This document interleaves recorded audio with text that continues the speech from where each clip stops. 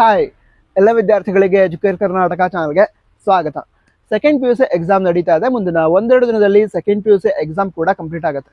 ಈಗ second P U C ಎಕ್ಸಾಮನ್ನು ಬರೆದಿರುವಂತಹ ಸೈನ್ಸ್ ವಿದ್ಯಾರ್ಥಿಗಳಲ್ಲಿ ಯಾವುದಾದ್ರೂ ವಿದ್ಯಾರ್ಥಿಗಳಿಗೆ ಈ ಒಂದು ಪರ್ಟಿಕ್ಯುಲರ್ ಸಬ್ಜೆಕ್ಟ್ನ ಎಕ್ಸಾಮ್ ತುಂಬ ಡಿಫಿಕಲ್ಟ್ ಆಗಿತ್ತು, ನಾನೀಗ ಪಾಸ್ ಆಗ್ತೀನಾ ಅಥವಾ ಇಲ್ವಾ ಅಂತ ಡೌಟ್ ಇದೆ.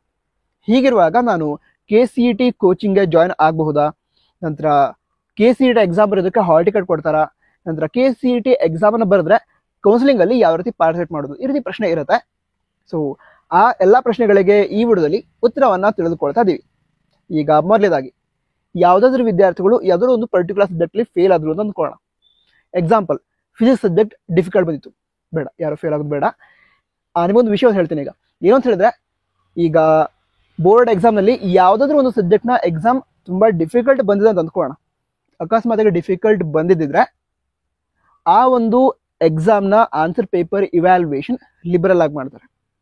ಸೊ ನಿಮ್ಮ ಮಾರ್ಕ್ಸ್ ಅಕಸ್ಮಾತಾಗಿ ಮಲ್ಟಿಪಲ್ ಚಾಯ್ಸ್ ಕ್ವಶನಲ್ಲಿ ಕಟ್ ಆಗಿದ್ರೂ ಕೂಡ ಮುಂದಿನ ದಿನಗಳಲ್ಲಿ ಇವ್ಯಾಲ್ಯೂಯೇಷನ್ ಆಗುತ್ತೆ. ಆವಾಗ 2 ಮಾರ್ಕ್ಸ್ 3 ಮಾರ್ಕ್ಸ್ 5 ಮಾರ್ಕ್ಸ್ ಅದಕ್ಕೆಲ್ಲ ಆನ್ಸರ್ ಬರ್ದಿರ್ತಾರಲ್ವಾ, ಅದರ ಇವ್ಯಾಲ್ಯೂಯೇಷನ್ ಲಿಬರಲ್ ಆಗಿ ಆಗಿರೋದ್ರಿಂದ ಫೇಲ್ ಆಗುವಂತಹ ಚಾನ್ಸಸ್ ಅಷ್ಟಾಗಿ ಇರೋದಿಲ್ಲ. ಸೊ ತುಂಬ ಭಯ ಪಡೋದು ಬೇಡ. ಸರಿ, ಈಗ ವಿಷಯ ತಿಳ್ಕೊಳ್ತಾ ಹೋಗೋದಾದ್ರೆ, ಯಾವುದಾದ್ರೂ ಒಬ್ಬ ಸ್ಟೂಡೆಂಟ್ ಯಾವುದೋ ಒಂದು ಸಬ್ಜೆಕ್ಟಲ್ಲಿ ಫೇಲ್ ಆದರು.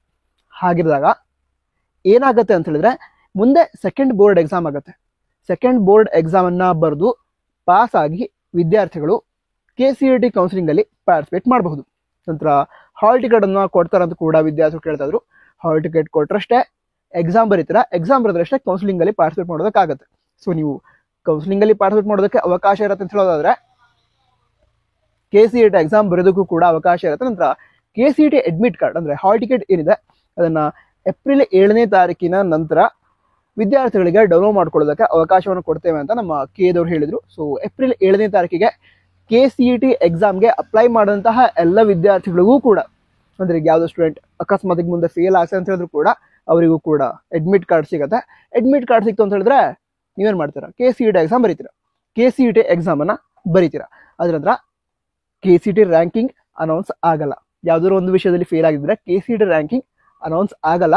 ಆವಾಗ ಏನು ಮಾಡಬೇಕು ಅಂತ ಹೇಳಿದ್ರೆ ವಿದ್ಯಾರ್ಥಿಗಳು ಮುಂದೆ ಸೆಕೆಂಡ್ ಬೋರ್ಡ್ ಎಕ್ಸಾಮ್ ಏನಾಗುತ್ತೆ, ಆ ಸೆಕೆಂಡ್ ಬೋರ್ಡ್ ಎಕ್ಸಾಮ್ಗೆ ಅಪ್ಲೈ ಮಾಡಬೇಕು.